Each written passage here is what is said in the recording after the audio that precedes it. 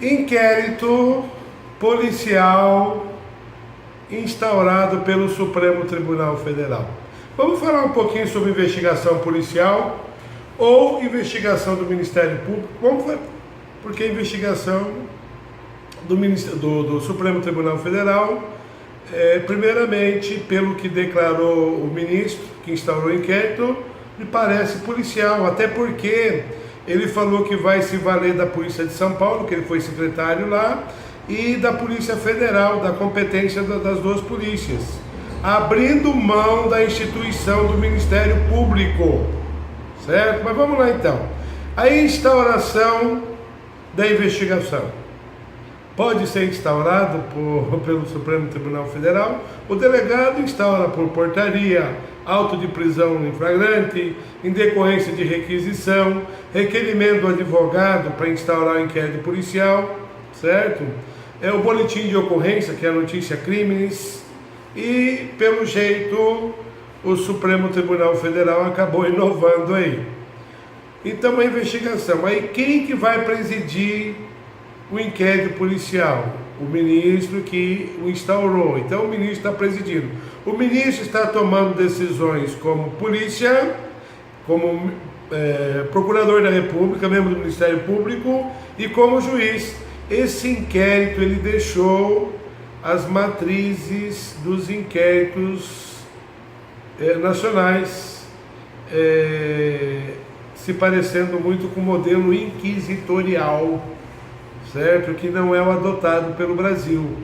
Então o ministro acaba decretando prisão, determinando algumas incursões das polícias de São Paulo e a Polícia Federal, certo? Eles acabam cumprindo algumas diligências aí, efetuando prisões, ele acaba confirmando a prisão.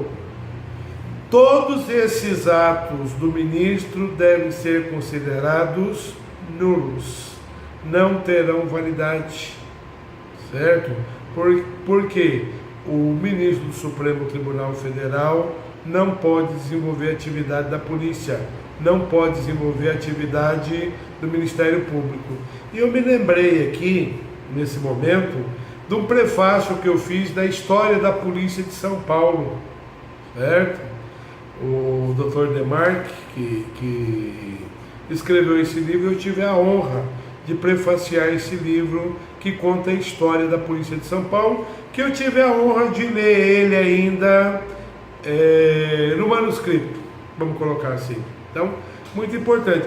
E naquela época havia realmente, o juiz saía do tribunal, o Tribunal de Apelação, e ia para a polícia. Havia uma flutuação, porque os dois cargos eram importantes, certo? Isso lá no começo, certo? Depois o que? O Brasil Império, o Brasil pós-império um pouquinho, e já começou ele a se organizar. A gente lembra aqui também do chamado delegado calça curta, que era aquele delegado que não era bacharel em direito, certo? Então, uma lembrança disso daí. Por quê? Porque há uma arbitrariedade, por isso que eu lembrei disso daí. A falta de conhecimento do delegado calça curta, sem o curso de bacharel em direito, era uma situação bem diferente do ministro do Supremo Tribunal Federal. Claro, não em grau de conhecimento, porque o ministro é constitucionalista e nós estamos tratando de processo penal, né? Então, o juiz tem a obrigação de conhecer o direito e eles são juízes. O ministro do Supremo Tribunal Federal, ele desenvolve atividade de juiz. Atividade de juiz. Então, tem que se comportar como membro do Poder Judiciário, com as suas atribuições, não podendo inovar desse tanto. Jamais se viu essa inovação em qualquer lugar do mundo, né? Na formação dos Estados Unidos, lá que eu tive a honra de traduzir o The Federalist, certo? Havia separação. Com a polícia a gente discute, a polícia unificada, a polícia desdobrada, como é a nossa, em duas facetas, certo? Em três, com a Polícia Federal. Então, essa situação toda aí, ela acaba causando uma outra situação. O inquérito, então, as prisões, como pode e me lembrou também aqui a situação do inspetor na França, certo? Que tem esse poder, que tem um poder a mais do que o nosso delegado de polícia, certo? De manter prisão e etc. Isso acontece na França. Então, ele estaria, o ministro, extrapolando a função do delegado, a função do inspetor na França, certo? O delegado na França, e aí eu não sei que figura poderia se criar com isso daí.